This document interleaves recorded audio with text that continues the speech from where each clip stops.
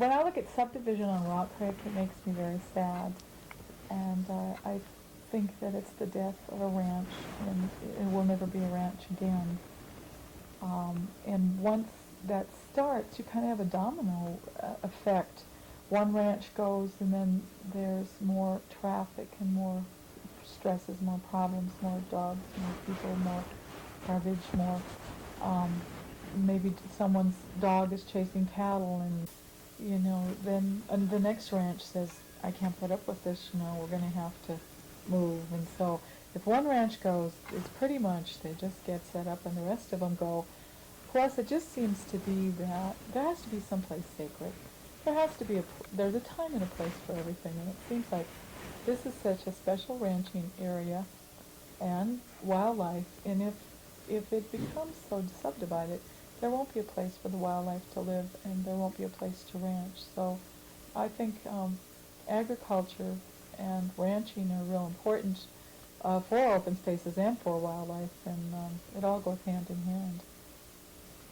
Everything that we own today was derived from raising cattle.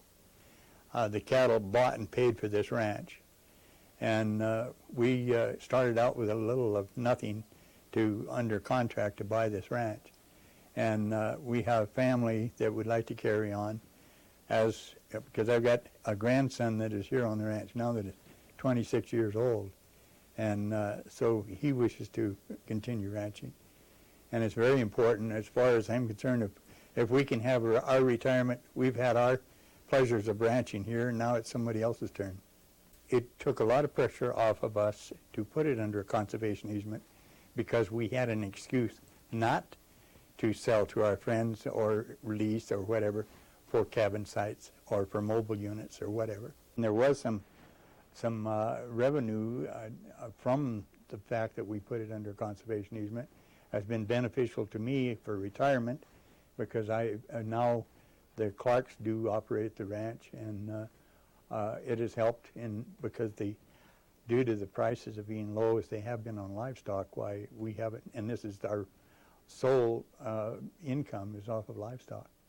So that has been beneficial, besides the fact that we have really a legitimate excuse to tell our people that we cannot subdivide, we cannot sell them an acre of ground, we cannot change what we've got in effect now.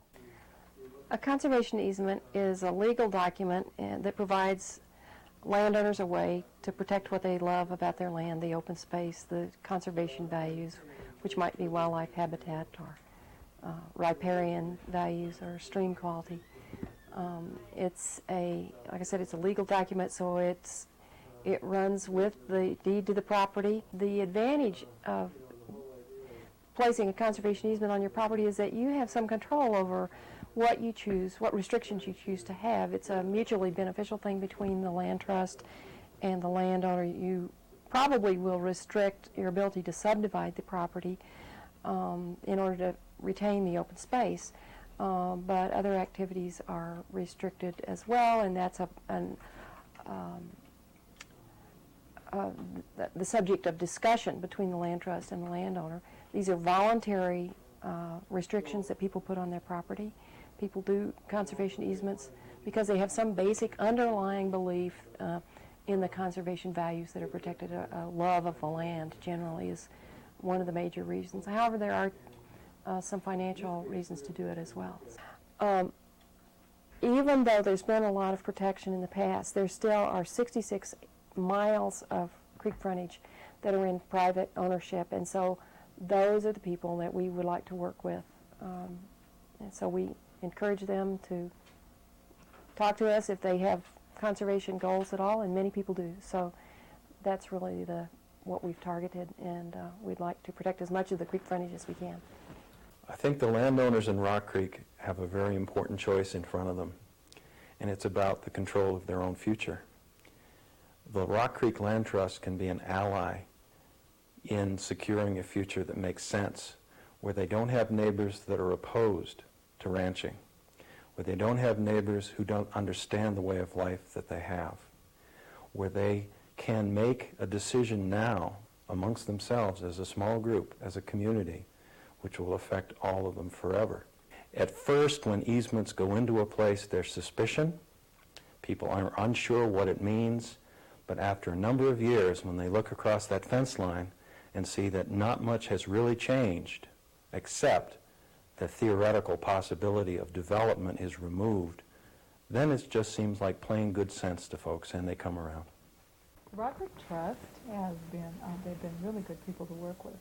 The conservation easement is a very personal issue, and to each one it's a little something different, and you have to go slow, I think, and you have to find out as much information as possible and try and figure out, you know, just what's going to be best for you. But this has just been a real positive thing for our whole family. I mean, I'm real proud that my dad had the courage and the foresight to go ahead with this, because, you know, a lot of people go, oh, well, you know, they're going to take over and you'll never, and there hasn't been anything like that. This has just been a really positive thing. We don't worry about subdivisions.